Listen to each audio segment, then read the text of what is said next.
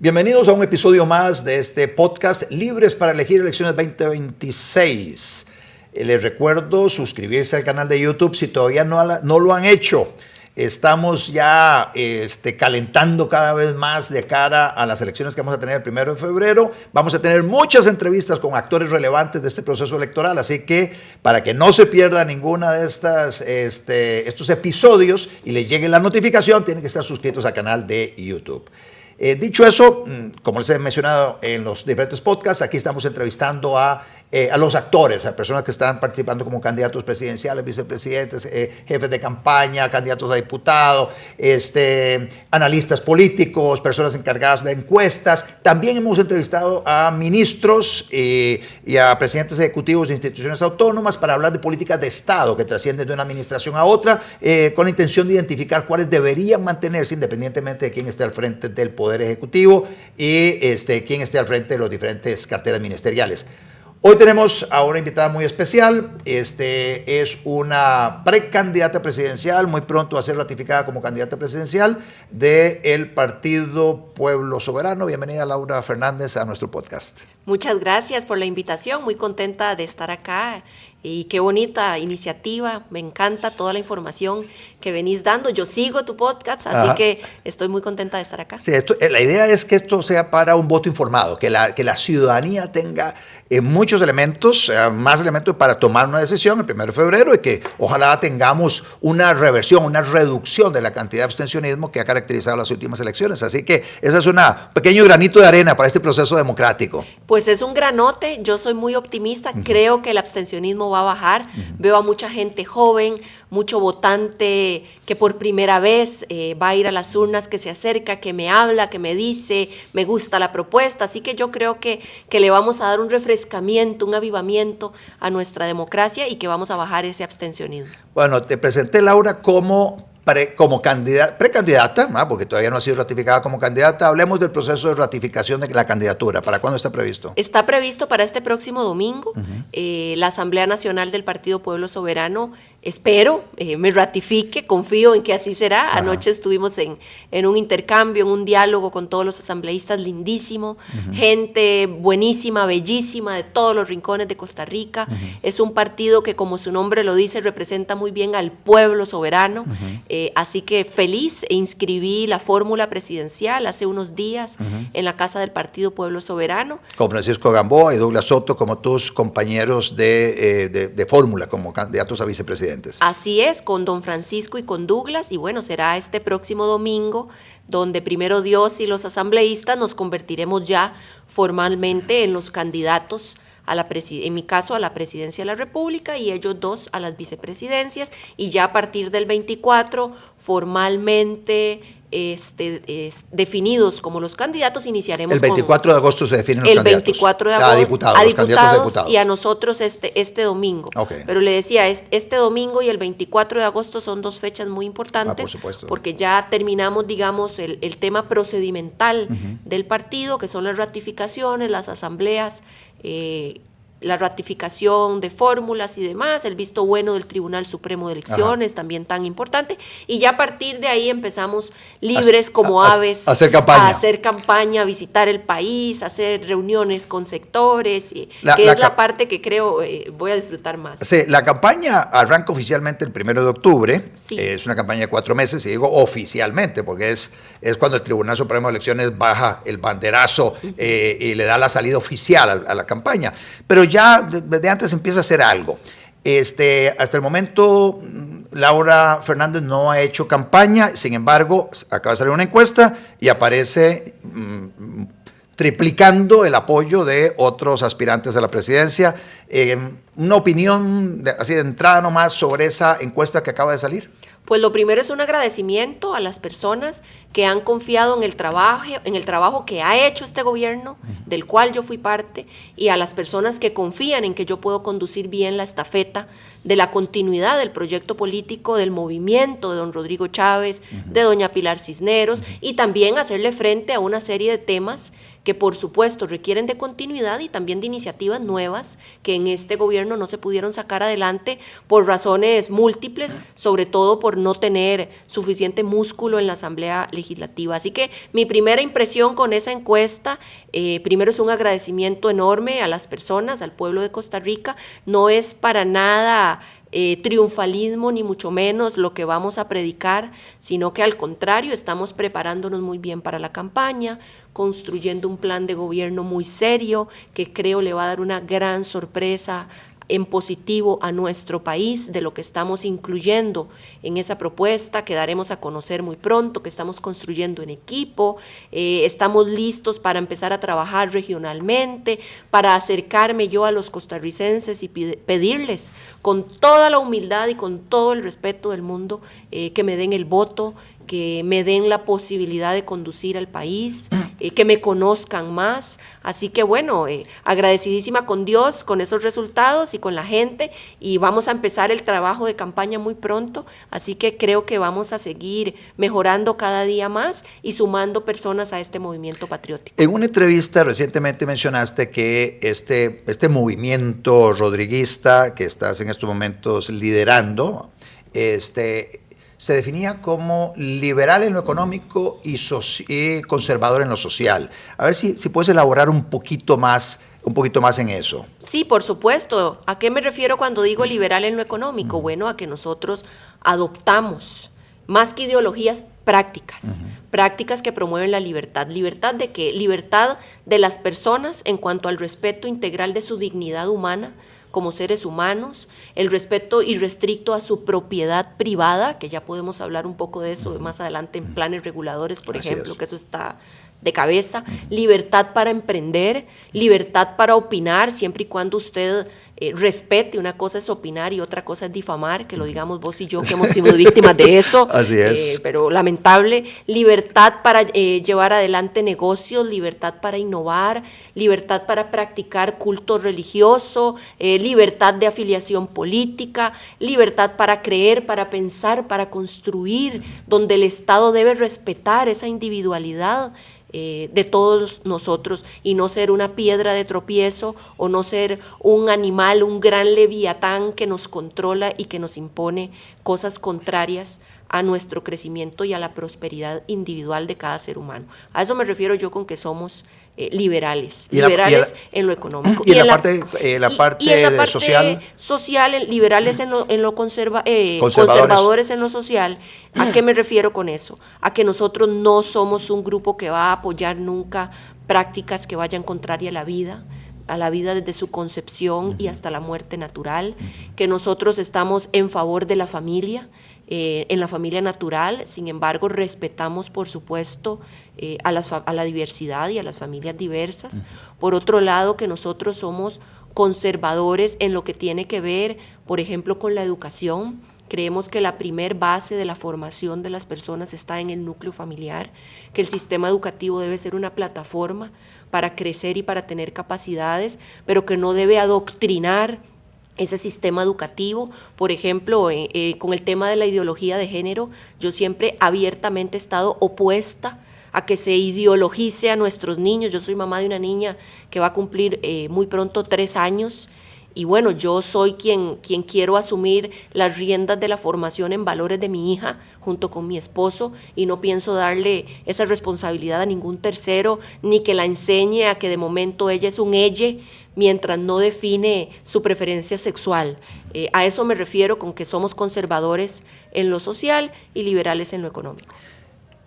Fuiste ministra de Planificación. Siendo ministra de Planificación, te entrevisté para un programa que tengo yo por otro lado que se llama Doble Nudo Entrevistas.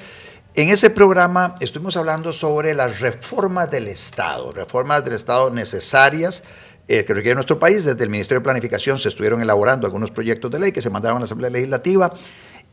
Hablemos un poquito de la experiencia de lo que esta administración, cuando estuviste como ministra de Planificación y luego ministra de Presidencia, pudo hacer en materia de reforma del Estado, ¿Qué es lo que se quedó pendiente y qué es lo que se retomaría en un plan de gobierno para la siguiente administración, con la esperanza de que ahora sí se pueda concretar? Claro, la reforma del Estado, Otto, bueno, usted sabe que es un tema que he estudiado durante muchos años.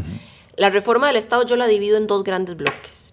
Un primer bloque, lo que son reformas administrativas del Estado.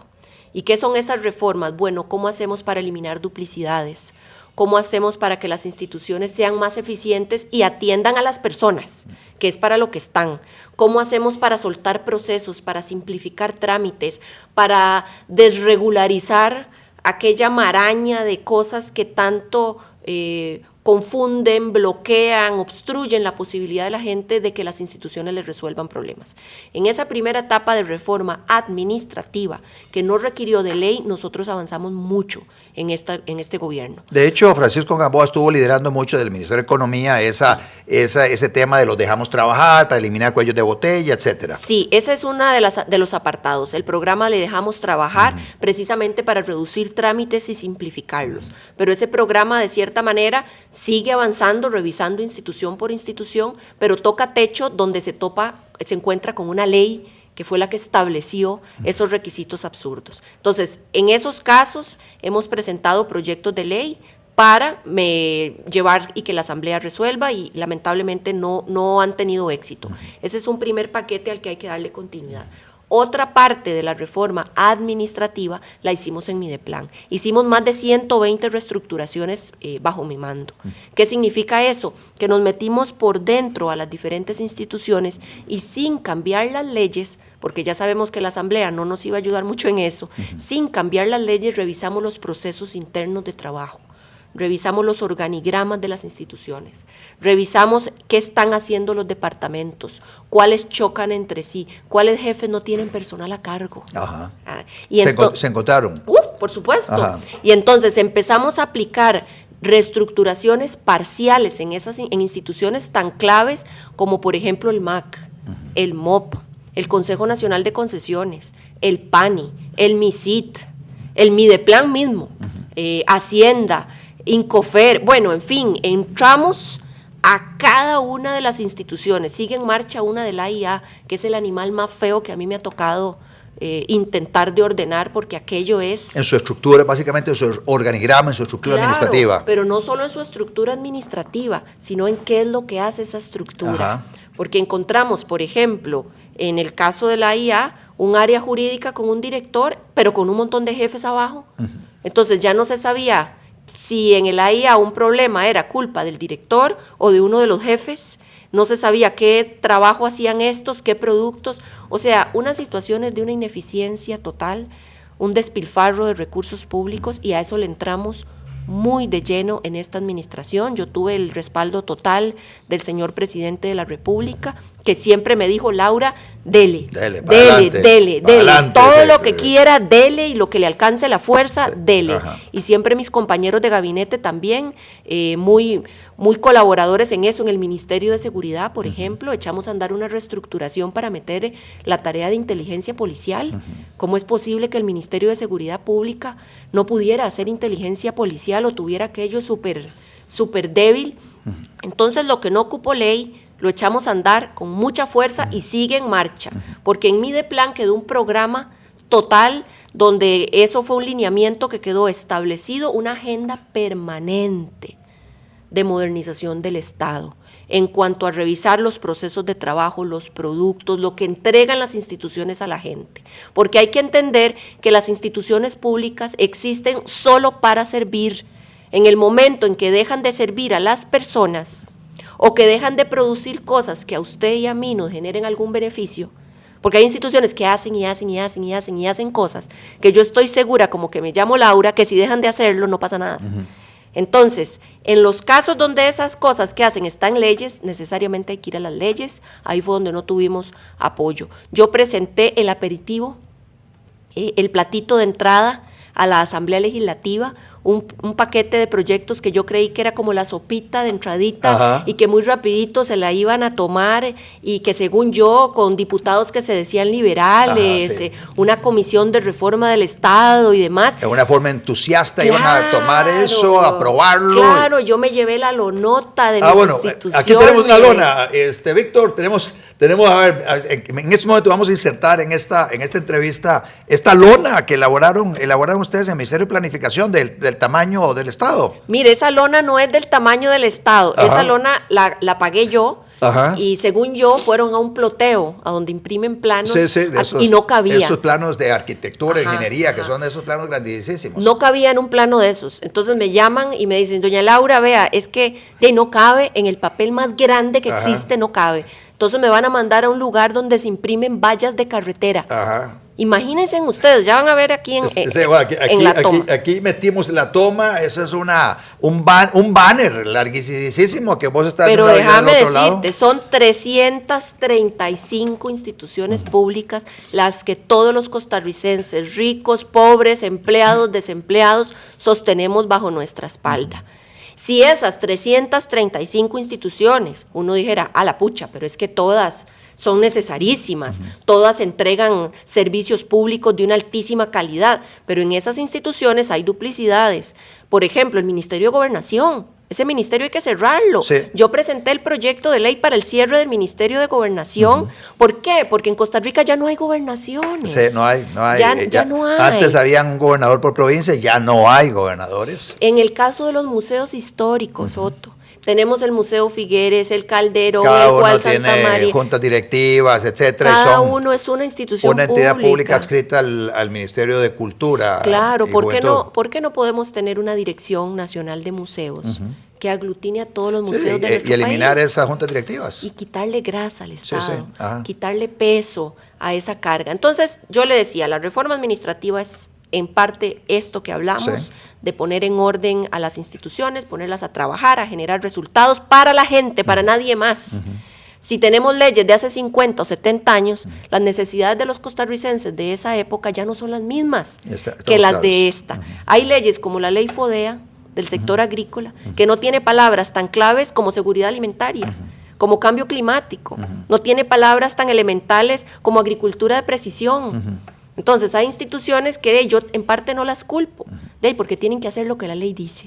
Y si lo que la ley dice es una cosa de hace 50, 60 años, de ahí evidentemente hay una brecha, una distancia entre lo que los agricultores y la gente necesita hoy y lo que la ley manda hacer a la institución. Ese es mi espíritu cuando hablo de la reforma del Estado, ponerlas al día. Pero están también otras reformas que no son necesariamente las administrativas, sino que son reformas mucho más profundas. ¿Como cuáles? Como reformas que necesariamente tocan a la Constitución.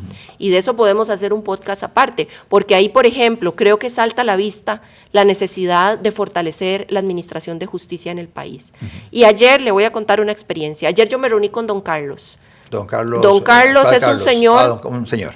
Don Carlos es un señor que forma parte de Asopaz. Eso es una asociación donde están padres de familia que han perdido hijos víctimas de la violencia.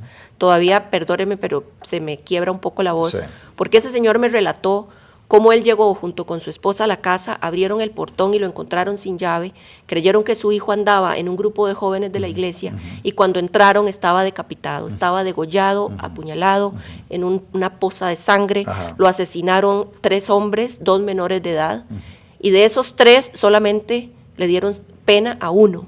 Los 2 menores de edad quedaron en libertad. No hay un Día del Padre, me relataba don Carlos ayer, donde no lo llamen a desearle feliz Día del Padre por teléfono, le mataron a su hijo único. Y ese dolor de don Carlos y su esposa no se lo va a devolver nadie con el Código Penal que tenemos ahora, nadie con las condenas del Código Penal Juvenil. ¿Y qué me dijo también don Carlos? Al que era mayor de edad ya lo van a tirar afuera, porque le dan ejecución condicionada de la pena. ¿Cómo puede ser que un homicida que mató al hijo de don Carlos, un menor de edad, su único hijo, su tesoro más grande, yo que soy mamá de una hija única también, cualquier persona que sea papá, me dice, vea, nosotros tuvimos que vender hasta la casa, porque veíamos a nuestro hijo bañado en una poza de sangre y a mi esposa levantándolo. Otto, es que no hay cómo explicarle a una persona, y que me dijera, Laura, Yo tenía un negocito, tuve que venderlo para pagar abogado penalista, porque los que lo mataron inmediatamente tenían psicólogos, ellos tenían trabajadores sociales, ellos tenían abogados penalistas defendiendo a los que los mataron, y nosotros viendo a ver qué hacíamos. Mi esposa y yo sumidos en un lugar muy oscuro de nuestra desolación como padres de familia, con nuestro muchacho de 17 años, asesinado en el lugar que se suponía era el más seguro de todos, que era nuestra casa. Sí. Entonces, Otto, cuando yo le hablo a los costarricenses de reformas profundas, me refiero a eso. Eso no puede seguir pasando en Costa Rica. La gente que en el pasado creó leyes y creó prerrogativas para favorecer asesinos, mayores o menores de edad, pero para favorecer a gente que le quita la vida humana, que es lo más sagrado que tenemos, y que nuestras leyes tengan a familias como la de don Carlos, esperando la llamada del Día del Padre de los que mataron a su hijo, es una absoluta barbaridad, y eso no lo podemos permitir como tomadores de decisiones. A eso me refiero yo cuando hablo de reformas profundas del Estado, a fortalecer al Poder Judicial, a darle independencia a la investigación judicial, a favorecer y fortalecer a la Sala Cuarta, que tenga independencia. Independencia de la Corte Suprema de Justicia. Por supuesto, digamos, no pueden ser juez y parte. Sí. A eliminar la posibilidad de tener magistrados prácticamente vitalicios. Sí, son prácticamente vitalicios. A eso me refiero y a muchos otros temas más, pero el tema de la justicia, porque qué fácil es uno hablar, ay, sí, y yo hice un autoexamen después de tener ayer esa reunión con don Carlos. Yo hice un autoexamen.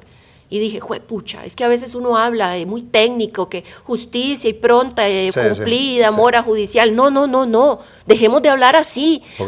Hay que ponerle rostro. Y ojalá don Carlos, que ahí tengo su contacto, y él, viera qué curioso, él me visitó en la casa del partido. Me dijo, quería conocerla porque yo represento a un grupo grande de papás que hemos pasado por esto y hemos estado solos. No hay una sola institución que nos apoye. No hay nadie más allá que nuestra fe en Dios y la iglesia que nos ha sostenido. Pero hay gente que termina en un cartón de la desolación que esto genera. Entonces yo decía, miren, dejemos de hablar platos de babas, no, aquí pongámosle rostro a lo que nos está pasando. Tenemos un poder judicial que no está resolviéndole a los que tienen que resolverle, que es a estos papás, a esta gente que espera año tras año que se haga justicia. Hay delitos como un homicidio doloso, que no puede ser, que la gente, que le dan una pena y que no puede ser que si se porta bien se la reducen a la mitad. O sea, hay ciertos tipos de penalidades donde evidentemente el Código Penal está totalmente en un paradigma que no está en favor ni de la libertad y que no está tampoco en favor ni de la dignidad humana ni de la vida humana, que es lo más sagrado que tenemos. Entonces a eso me refiero yo en parte cuando hablamos de reformas profundas. Esas reformas profundas requieren de una cantidad importante de diputados para poder... por lo menos 38 diputados se van a requerir en algún momento para manejar agenda parlamentaria, para manejar los tiempos, inclusive sesiones extraordinarias en los fines, viernes, sábados y domingos que la Asamblea Legislativa no sesiona. Con 38 votos se pueden habilitar esos días para sesiones, para habilitar sesiones en las mañanas, para poder sacar la legislación que el país requiere. A nivel de reforma constitucional que mencionabas, es más complicado porque con solo un diputado que se oponga a una reforma constitucional, hasta ahí llegó la cosa. La única manera, a mi juicio, sería una constituyente. Pero hablando de reformas constitucionales, por ahí se ha dicho que de parte del rodriguismo quiere reformarse la Constitución para permitir la reelección indefinida de el gobernante, casi que pensando en lo que acaba de suceder en El Salvador y diciendo, aquí Rodrigo Chávez lo que quiere es volver a la presidencia y quedarse clavado en la presidencia como un clavo sin cabeza que se martilla a una pieza de madera que no se puede sacar. Mentira. La opinión de ustedes sobre la reelección consecutiva indefinida. Mentira. Nunca hemos dicho, y yo nunca estaría a favor de la reelección indefinida en Costa Rica. Yo soy una persona demócrata. Yo estoy en favor de la alternancia en el poder. Acabo de decirle a usted que no podemos tener magistrados vitalicios porque el poder corrompe. Gente que esté 30 más años en el puesto, eso no es posible. Aquí lo que sí he dicho yo, y en lo que sí estoy de acuerdo, y en lo que creo que Costa Rica podría avanzar, porque tenemos la madurez democrática para hacerlo, es como ocurre en otras democracias maduras y fuertes, por ejemplo Estados Unidos, donde si un presidente lo hizo bien, puede tener la oportunidad de tener reelección, pero consecutiva, por un plazo más. Sí. Es decir, no le alcanzaron los 4 años, el presidente lo hizo bien al punto de que el pueblo lo podría validar de nuevo en las urnas, en una votación. Que es una especie de un referéndum o es un referéndum revocatorio, porque básicamente si el pueblo dice, no me gusta este presidente como está haciendo las cosas, chao, chao, y no lo vota. En el caso de la reelección, entonces, sería para que el presidente se pueda quedar un periodo más. Sí. Otto, seamos realistas. Si don Rodrigo Chávez, que ha sido el mejor presidente de los últimos, 50 años, 60 años en Costa Rica, vea los números del apoyo de la población que tiene don Rodrigo. Y eso no es por generación espontánea, ni eso es por la linda cara de don Rodrigo, ni porque le salió en una rifa, no, eso es por trabajo. Porque el presidente y el gobierno han trabajado, y se lo digo yo que fui su ministra de 2 cosas y su jefe de gabinete. Nunca en la vida he trabajado yo tantísimo. Y enhorabuena, porque vea el apoyo del pueblo. Ese apoyo es por el trabajo. Entonces, un presidente como don Rodrigo, que vuelve a lanzarse a la presidencia en una elección democrática, transparente, y que vuelve a ganar por un periodo más, sería maravilloso, porque le permitiría avanzar proyectos que van encaminados, pero que evidentemente necesitan un plazo más, ¿como cuáles? Como la Ruta 1, el Hospital de Limón, el Hospital Geriátrico, Ciudad Gobierno, ver si encuentra mejores apoyos para echarla a andar, menos resistencia de intereses económicos, por ejemplo, la Marina de Limón. Entonces, a eso es a lo que yo me refiero y a lo que hemos hablado con el tema de la reelección, no como lo que hicieron. Que vea qué interesante, cuando aprobaron la reelección en Costa Rica, porque en Costa Rica ya hay reelección, hay gente que se le olvida que don Oscar Arias se reeligió, pero se reeligió mucho tiempo después de haber sido presidente, no bajo la justificación de darle continuidad a ninguno de los asuntos de su programa de gobierno, sino más bien como una tabla de rescate, creo yo, en su momento, para darle un poco de aire y que Liberación sacara la nariz y no se terminara de ahogar, poniendo a un expresidente como don Oscar de nuevo en la silla presidencial. Y vea que ahí no ocuparon ni reforma constitucional para aprobarlo. Entonces, creo que no hay espacio aquí para confundir a la gente. Aquí no hay espíritu jamás contrario a la democracia, no hay espíritu contrario a la voluntad del pueblo, no hay ningún anhelo aquí de autoritarismo, ni de que esta gente es el coco que va a conservar el poder para ellos mismos. No, déjense de esas habladas, porque eso no es cierto.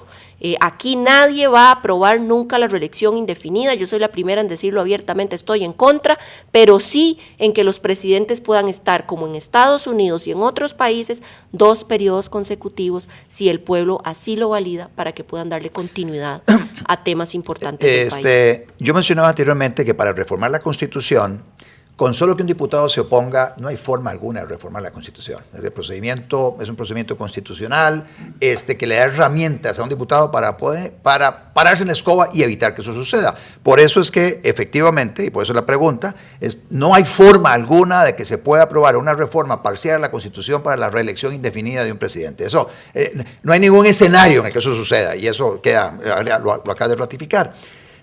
Pero bueno, dejemos a un lado el tema de la Constitución, que además lleva un proceso gravoso de cambios estructurales, etcétera. Por allá habrá que caminar y hacer algunas reformas. La posibilidad de que Rodrigo Chávez sea parte del gabinete de Laura Fernández, siendo Laura electa presidente el 1 de febrero entrante, en primera ronda, si no hubiera primera ronda, segunda ronda, el primer domingo de abril, Rodrigo Chávez podría ser considerado como parte del gabinete de Laura Fernández. A mí me encantaría.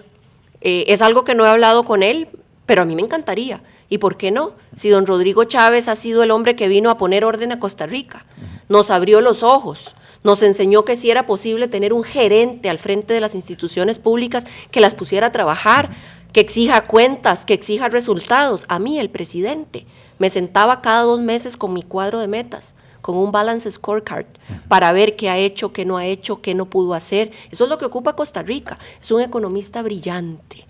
Adicionalmente, y no lo pienso ocultar, es una persona con la que yo tengo una profunda relación de amistad, de respeto mutuo, El presidente y yo nos entendemos, Otto, a las mil maravillas. No en vano trabajábamos a un pasillito de distancia, almorzábamos juntos de casi todos los días ahí en la casa presidencial para resolver problemas. ¿Qué hacemos con esto? Laura, a esto le entras vos, a esto le entro yo, pongamos orden aquí, hagamos esto por allá, esta alianza. Entonces, no es algo que haya hablado con él, pero a mí sí me encantaría que él esté en el puesto que quiera estar, sea en el gobierno, sea como un asesor externo, sea como una persona con la que yo creo y bueno, y eso es algo que creo que usted también puede dar fe. Yo cuando conozco a alguien y tengo una buena relación, trato de conservarla y ojalá hasta que sea viejita. Así que yo creo que, y lo digo por usted, sí, que lo conocí hace muchos años. Hace muchos años, sí. Y tenemos una buena relación hasta que seamos muy viejitos. Y viera que yo quisiera tener esa misma buena relación con don Rodrigo hasta que él sea, alguno de los dos deje este mundo porque somos llamados por el Señor. Así que yo no voy a negar nunca que él va a estar a mi lado, no sé si en un puesto, no lo he hablado con él, primero hay que ganar. Primero hay que ganar, sí. Además, yo no soy de repartir nada, primero hay que ganar, hay que trabajar muchísimo, pero sería un desperdicio que una mente brillante como la de don Rodrigo Chávez, pues que uno llegue a un puesto así y le diga, ahora vaya usted para allá y jale, que yo puedo con todo sola. No, jamás. Laura, muchas gracias, el tiempo se nos acabó. Un mensaje final para las personas que siguen este podcast. Claro que sí, que lo sigan siguiendo, porque es un espacio riquísimo para conversar, para informarse con objetividad, para también que ustedes puedan escuchar un poco más de las personalidades, de las propuestas. En mi caso particular, muy agradecida por la oportunidad de dirigirme al público de este podcast. Espero que me vuelva a invitar. Bueno, ya tendremos oportunidad, Laura, porque ya una vez que haya sido ratificada, los candidatos a diputados estén ratificados, vendremos a hablar ya en profundidad sobre el plan de gobierno, que es lo que están terminando de afinar ustedes. Claro que sí. Bueno, vamos para adelante a todos los rodriguistas, los pilaristas y los que no, los jaguares, los que no son ni chicha ni limonada, o los que están muy decepcionados de lo que fueron y ahora ya no son. Aquí hay campo, vénganse para acá. Aquí vamos a construir, a llevar a Costa Rica al lugar que todos queremos que llegue. Aquí hay campo para hacer equipo, para sacar adelante ideas. A mí me encanta trabajar, me encanta dialogar, me encanta crecer, escuchar a la gente. Así que vénganse para acá, que vamos a conquistar grandes cosas para nuestra amada Costa Rica.